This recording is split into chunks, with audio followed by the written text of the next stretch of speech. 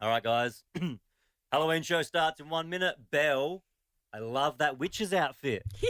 Thank you very much, Ben. It's so impressive. You've got the nose with the warts and the bubbling cauldron. Thank you. I spared no expense. And Liam, you look amazing. Texas Chainsaw Massacre.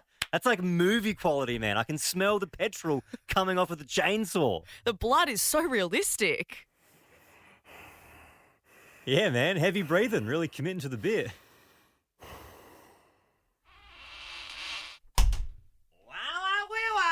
Borat's here, guys. Sorry I'm a bit late. I was just making a coffee before the show. What?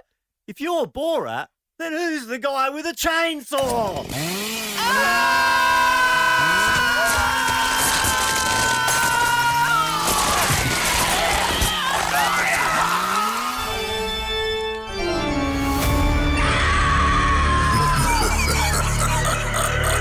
Ben, Liam, and Belle's Halloween Spooktacular. Oh, yes! Happy Halloween! Hope you got some goodies when you went trick-or-treating. Ooh, it's going to be a really spooky show tonight, Ben and Belle. Now, can I just clarify, Liam, how much is going to be in this spooky special?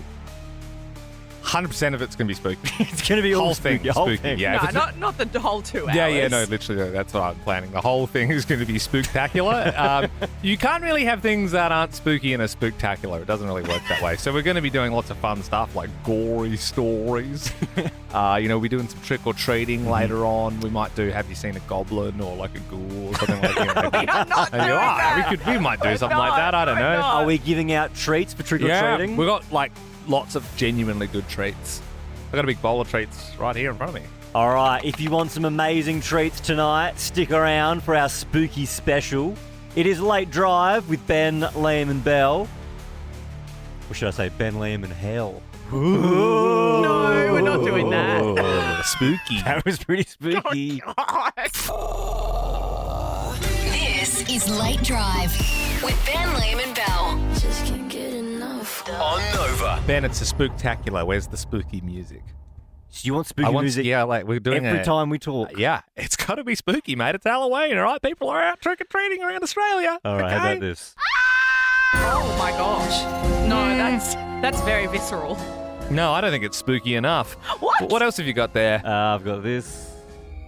Yeah, that's more like it.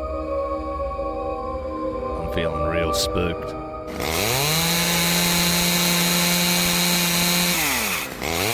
Yeah, I think we should have the chainsaw running the whole time. As long as it's not 2 hours of just playing with sound effects, then it's all good. I think that's exactly what this is about to be. No, look, as I said, there's tons of stuff planned for the Spooktacular. I mean, I honestly don't even know what to start with. How about you do what's on the rundown? All right, well, that's a good idea. Liam's a little bit overwhelmed. Look, you know how earlier in the week we did Have You Touched the Queen? Because you guys were saying that no one's touched the Queen. I was saying she's touched like the most amount of people in the world because all she did for like 60 years of work was just shaking people's hands. Wild claim. Well, we had a lot of calls. Why don't we do Have You Touched a Dead Body? It's pretty spooky. That is pretty spooky. It's spooky and sad. We saw one once. We didn't touch we it, did. We Liam. saw one at the train station. We saw one at the train station. Oh my gosh. Yeah. That's There was ambulance on the scene and they were transporting them. Hey, this is a spooky show. You got to expect some spooky stories. They were transporting them into the back of the ambulance Yeah. and they weren't covered up. Yeah, no, it's We saw it. Yeah, like just gone. It was spooky. And I ran over to try and touch them to say so I could say on the radio one day, yeah, I've touched a dead body. And Ben was like, he said, that's not appropriate. I was holding him back. He said, that's not appropriate, mate. No. And I was like, I'll regret this one day. 13 24 10. If you have Yeah. in your life touched a dead body, give us a buzz. We will shout you dinner for tonight. It's almost dinner time, so it can be on us. Yeah, plenty of treats to give away. 13 24 10. Give us a buzz. Be our first caller tonight. Have you touched a dead body? Pretty morbid, but it is a spooktacular. Scott in Melbourne, how and when did you touch a dead body? Recording? I would say probably, first of all, great to be on the radio. Oh, that's good stuff, Scott. Yeah, no, great to have you on. Yeah, probably 17 plus years ago, I used to be a police officer and, touched a few dead bodies in my time. Oh. That's not fun. So, I mean, you're not a police officer anymore, was it? No, not really a thing? not for 17 years, no. Yeah. That is very sad, and I'm sure you have seen some wild things in your time. I mean, we do sit here and go, "Ooh, have you touched a dead body?" And Yeah, and then someone says, "Yeah, I haven't yet. I don't know what to ask him about it." Like, literally, I'm like, I feel uncomfortable now. I don't know I don't know why I wanted to do this. This is horrible. We've got a lot more calls. Well, we're in now. In for a penny, in for a pound. Adrian in Sydney, you've touched a dead body. I actually tripped over it, actually. Oh, that's not good. What happened? I used to work in a nightclub back in the day, and there was 2 rooms, and one of the rooms would shut earlier and push everyone into the second room. And the DJ had a responsibility to shut all the lights off and close the doors. So what he's done is he shut all the lights off, started walking, had a heart attack, dropped in the middle of the floor. Yeah. And the DJ normally would come to me. I was the manager then. And when I went to go and check on him, because he never reported in, I actually went into the room, tripped over him. Then I used like a torch, and I saw that he was on the floor, and I was talking to him, but he wasn't responding. I'm like, oh shit. Yeah. He hasn't. Sorry for language. He wasn't responding. Called the ambulance up. They've come in and they said, yeah, he suffered a heart attack. He died on the spot, and then I had to help him. Basically drag him out and carry him and put him into the back of the ambo. Oh, Oh. that's horrible. Also, doesn't feel like your job. No. Having to, Maybe they were understaffed. well, that's it. They That's sadly true. are. Hmm. Oh, wow. I didn't think we'd get someone tripping over a dead body. Yeah. Thank you very much, Adrian. Michelle in Sydney. How and when did you touch a dead body? Hi, it was many years ago, but it's still fresh in my memory. I used to work for a company that organised doctors' events so they could practice their surgeries on the bodies, on dead bodies. Oh, yeah. And, so I didn't have to touch it, but I did. I don't know why. But I'm just curious. But it felt quite doughy. Bit So- Doughy? Yeah. What part of the cadaver were you touching? Well, like the back of the lady. It was very good of them to donate their bodies to medical science like that. Yeah, they donated it, and then Michelle comes in and goes, No, but I know, that's quite I a start respectful playing place with it, to yeah. prod. If you felt the urge, I'm sure. Well, do you know, there's worse places you can. Well, it's just the back, you know what I mean? You said not backside, just back, yeah? Exactly. It's all right. Michelle, thank you very much. We are going to give you a treat for getting involved tonight. Michelle, you're going to have dinner on us. It's a GYG voucher. Both Guzmani Gomez's legendary Cali burrito and their nacho fries include chipotle seasoned fries, guacamole and sour cream. Try them today only at GYG. Awesome. Thank you. No worries, Michelle. Lauren in Melbourne, you have? Yes, I used to dissect cadavers at university. Oh, Right. okay. Did you do like human movement or something like that, or what did you study? I did human movement, that's correct.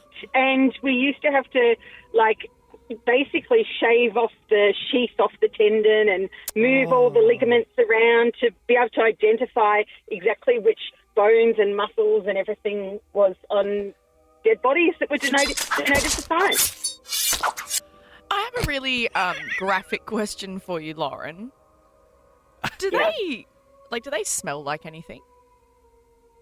Oh, yeah, they do actually, because they pump them through full of, I don't know what it is, but they do have this really pungent Like a fluoride smell. type thing? And, yeah, something like that. I can't remember, to be honest, but it was pretty gross. And we actually saw all the bits of the human body as well. Like, they were intact when they were given to us. So we saw... Yeah, everything. I was just going to say, Lauren, how does it work? So, obviously people donate their body to science. I get that's a thing. But, are they recognizable? So could someone be like, oh, my God, that's my, great aunt, Mildred? Oh, the bodies we had, you could see their face, you could see everything. Yeah. But they just, honestly, they look like dead people. I don't know, they kind of, the life's drained out of them. I don't know that you'd necessarily well, you might recognise them, but they looked pretty generic. I know that sounds Yeah, I Yeah, get yeah. you. Spooky cool, thank you. Well, look, do we have the stomach for one more dead body caller? You're looking pretty queasy over there, Bells. We need to get you a bucket. I think it's just because I'm sitting under a green light. But Okay. no, I'm good. No, I'm good. All right. Sarah in Melbourne, you've touched a dead body. Yes, so I take them out of the freezer in the hospital. Oh, right. So is like that's like the morgue section, or? Yeah, the mortuary, yeah. Oh, righto. And that's an interesting gig. Do you work down there with anyone? Oh, no, we take turns. So when the doorbell rings, it's usually a funeral home or the coroner's coming to pick up the body. Or sometimes the police needs to do a report. So, yeah, we meet them at the door and we take them out of the freezer on the trolley and do an ID check. I bet it's a and good job belonging during check. summer, Sarah.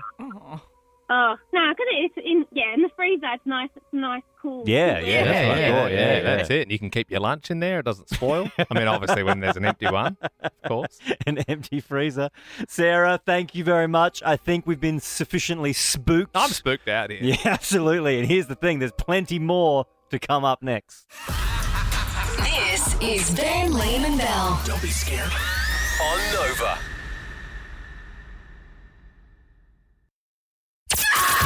Ben, Liam and Bell's Horror Housemates. 13 24 10. Give us a buzz if you've got one or you had a horror housemate. There's this story doing the rounds from Reddit at the moment online of this poor housemate who he's been having his partner over for a few nights a week, and the person that, like, they're called head renters. I never referred to someone as a head renter, but like It's the person on that, the lease. Yeah, sent out a message to all the housemates, and there's a screenshot of it here. It says 2 days rule for partners, 3 days you pay for a week rent. Please pay extra week rent. Hope you understand it costs me money.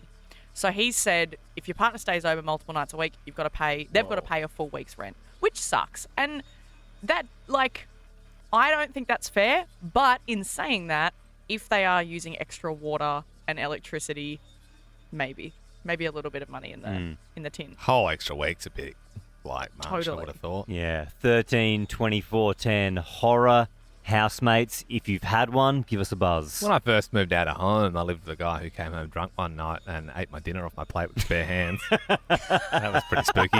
As in, you had it in front of you? Yeah, I had it in front of me, and he said, "Can I have some of that? It looks good." And I said, "Oh, if you want." And he was a lot older than me, and he just put his hand on my plate and then started like eating it. Ariana in Sydney, you had a horror housemate. What did they do? Yeah, so I live with this guy and we share a bathroom, and I'm not joking, like every time he does a number 2 in the bathroom and I go into the toilet after him, like it's still in there. Like it's just like sitting there waiting. Yeah, oh my right. gosh. Ariana, I totally relate. I shared a house once with 4 males. I was the only female, and it got to the point where I had to go like to the other bathroom on the other side of the house because I said, like, I can't share a bathroom with you because Well, they two did bathrooms, nice. that. Oh yeah. There was 5 Yeah. of us, but they did that. We only Plus, have one. they left like all their shaving hair everywhere. I don't get it. Why do you That's do the that? thing. He may have flushed it once, maybe even twice, but it's just, It was a monster. you know, it's Halloween every day in your bathroom. Sash in Sydney. Good evening. Tell us about your horror housemate. Hi. So when I first moved out at 18, I moved into this share house with 6 other people, and I would have to take out the rubbish every single time. And one time I left it for a week and still no one took out the rubbish, and they just stacked it up next to the garbage can. There's like was apple terrible. cores and like rotting carcasses like hanging out of it. I feel like when you're young and you move out, though, that is a thing that happens. Everyone's like, is there a bin night? What's bin night? Like, Yeah. you used to just like, oh, yeah, no, mum will do it. Sash, that is great. We're going to give you a double pass to go to the movies. Perfect. Thank you so much. No worries. Saturday night in cinemas, October 31. Victoria, we're talking horror housemates. Tell us about yours. Oh, hi. Yeah, I had a horrible housemate that we went away for the weekend. She decided to have a party. She drank all of our alcohol, and then she filled it up with tea and water, and she put it all back in the boxes and she put it back in the cupboard. Oh, man. That's the and I worst. didn't realise when she moved out that she'd actually drunk everything, so it was really bad. Wow, because of course, if you did go to drink that, as soon as it touches your lips, you know it's tea and not tequila. That's bushels. But You have an Australian breakfast there. That's Twinings. Live across Australia, Ben Lehman Bell's Late Drive. On Nova. I saw this video online today, Ben and Bell, of I thought it was really cool. It was this group of people, and they were doing an evil laugh contest, and some of them were really, really good. Have a listen.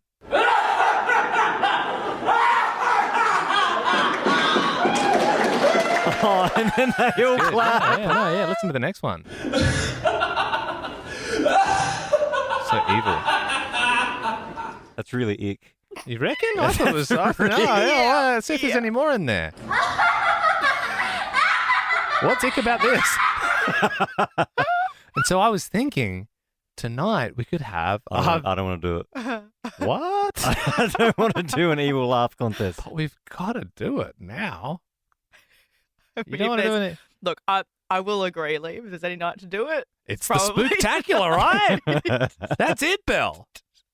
Can we at least get other people to come on and do evil laughs? Yeah, prizes up for grabs, as we said, trick or treat. There's tons of treats around the studio. 13, 24, 10. If you've got a good evil laugh, we're having a contest, so call up. Okay, well, Liam, take it away. He was dying for you to ask him that. Oh, no. This is his time to shine. Come on, mate. There's another nick about this. This is just cool. This is just a bunch of cool friends doing an evil Also, laugh. to paint a picture, he's dressed as Captain Jack Sparrow.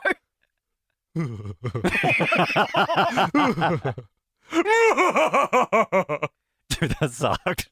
Really? That's That disgusting. sucked. Oh, no, I've been working on that all day. I could do better than All that. right, Ben, yeah, you go for it. It's an evil laugh contest, I know. It's hard to get started. I can't do it. Man, yours is worse. I'm sorry, yours is worse. Didn't commit to it. Bell, come on. No, I think both of us were bad. I think you have to bring it home for the team here. Okay. I don't even know if I'm going to go for the cackle or the laugh. Just whatever comes naturally. Feel it. Yeah. That was good. That was good. It was good, but it was still pretty ick. Hey, Steph, you're listening in. You're enjoying the evil laugh contest. Have you got one in you, do you reckon? I do. I've got a bit of a witch laugh. All right. Yep. Hit us. Ready? Oh, that's really good. Good. Very That's good. I don't know if we're beating that. So far, that's the best. You know what, Steph? You're the front runner for our amazing prize up for grabs. Let's see if Jenny down in Melbourne can beat it, though. Hit us with your evil laugh. Yeah, sort of like maniacal, wasn't it? It was sort of like, ooh. I think Jenny has beaten Steph. I'm willing to turn my keys on that. Oh, Yeah. okay. I think Jenny's our new leader. All right. Well, let's see if Dylan in Melbourne can do better. Hit us with your evil laugh. Hello. Hey, mate. That's not very scary. Give us your evil laugh, Dylan, when you're ready.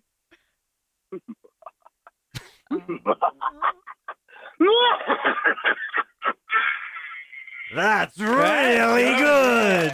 You could hear like you'd sort of lost your breath in it. Like that was, The proper- build-up is good. It's good. You want to start. You don't want to come out of the gates flying too high with an evil laugh. Obviously, Dylan's the leader currently. Absolutely. Deb, it all comes down to you. Let's see if you can beat Dylan to win the prize.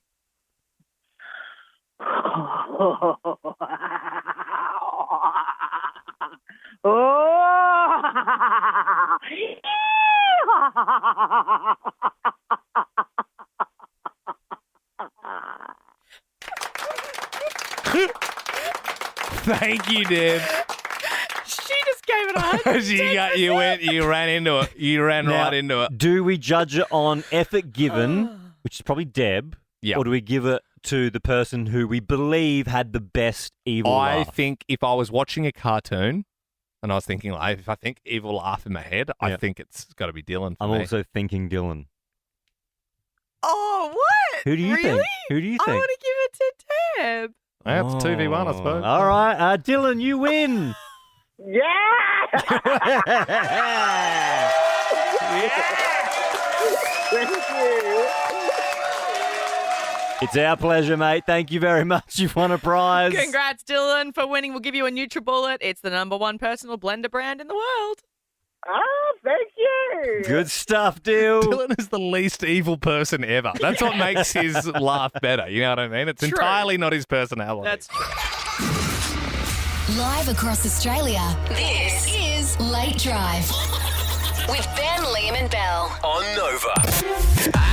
Ben, Liam and Bell's Gory Stories. Ooh, that's gory. Now, we've spoken to people tonight who've touched dead bodies. We've spoken to people with horror housemates. Now it's time for some gory stories. So if you broke your leg and the bone was sticking out or something like that, you've got a gory story. 13 24 10 is the number. I think tonight I've probably been looking forward to this the most for some gory stories. Yeah. Just like brutal injuries. Maybe something you've done to yourself. And you're just, oh man, that's gory. Imagine if someone got like a knife in their eye. You know Oh my what I mean? gosh. I mean, that's pretty Actually, gory. Do you remember Yeah. we did meet a lovely lady who had a javelin thrown into her That's eye? right. Mm-hmm. Yep. So that was. We know what that was, Bill. That was a gory story. My dad once he had the angle grinder out and he was cutting a bit of metal. And I guess he didn't have a vice nearby, so he held it with his between his legs, Yeah, between that's his smart. knees. Yeah. And he was angle grinding. Oh my gosh. The metal disc slipped, cut into his thigh down to the bones.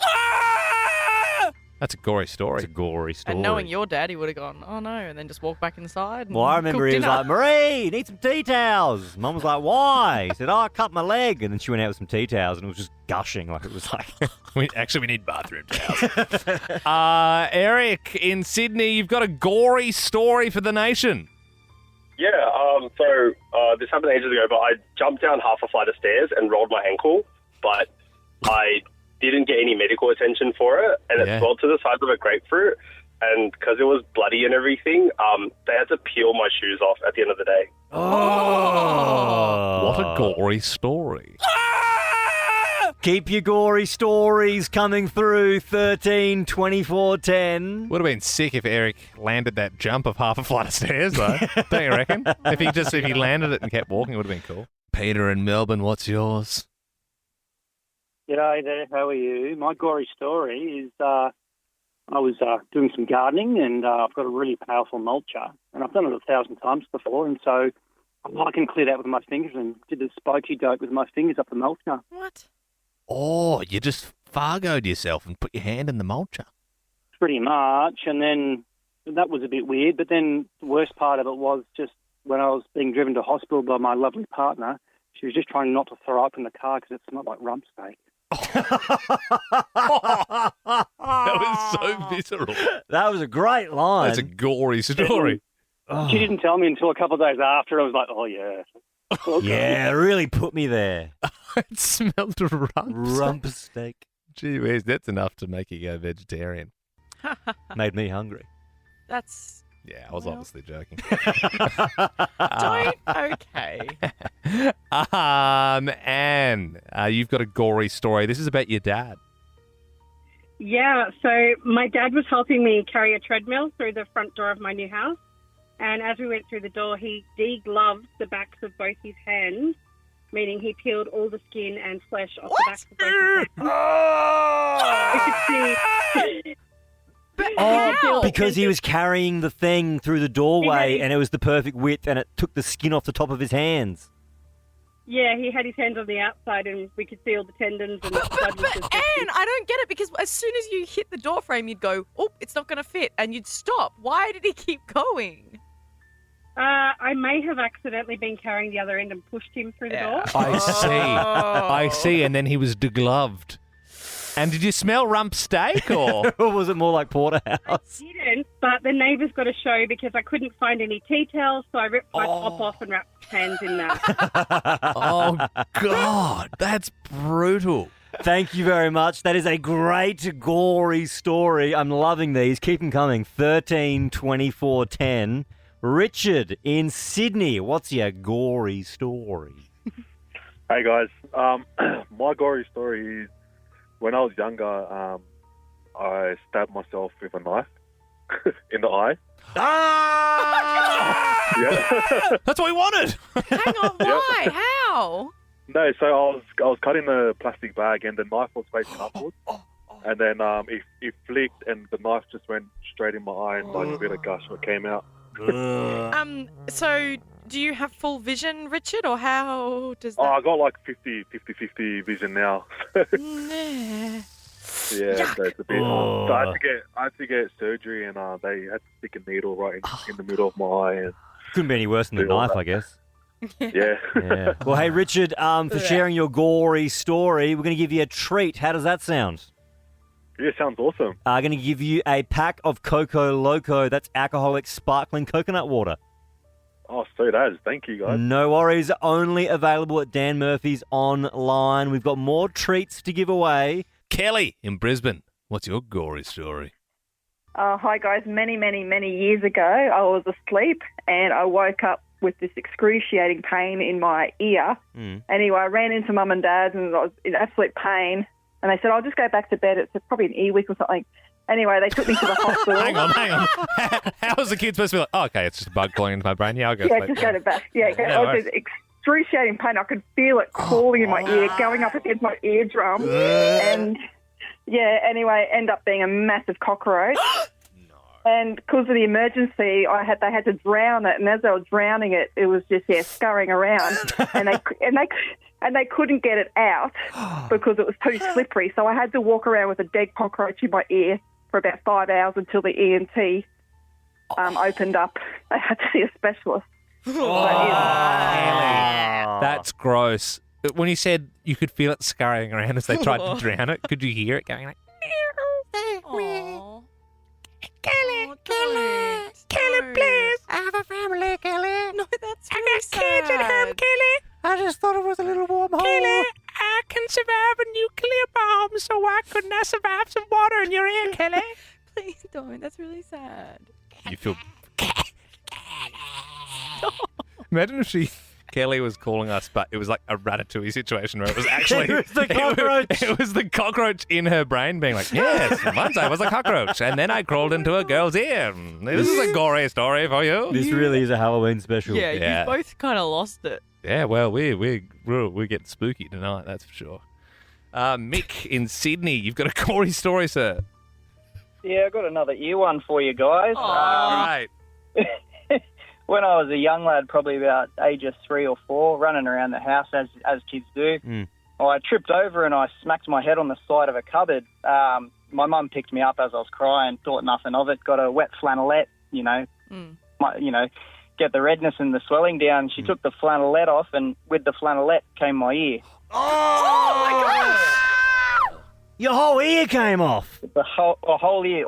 Pretty much all that was attached was, the bottom of your earlobe. That's all that was left. But so how? your ear was dangling. Because I hit the edge of the cupboard so hard, it pinched my ear against my head and I just tore it straight off. Just Evander Holyfielded it. Wow. That's a boxer who got his ear bitten off by Mike Tyson. Right. Yeah. Famously lost his ear. Oh, should have that said, guy. Should have said Chopper Reed. That was actually better. Yeah, or Van Gogh. Van Gogh. Van Gogh. You see? Now we're on fire here, guys. Melanie in Sydney, what's your gory story? Hi. I used to do synchronized figure skating back in the day, which is basically like cheerleading on ice. So you skate really close together. So one of the girls in my team, she fell. The girl right next to her couldn't stop, ran over her little pinky, cut straight through the bone, and it was basically just dangling on by one tendon. Blood absolutely everywhere. When blood gets on the ice, it goes everywhere. Absolutely everywhere. It was really quite full on. So she got carted off to hospital. We had to keep training on the ice with over the top of her blood. Whoa!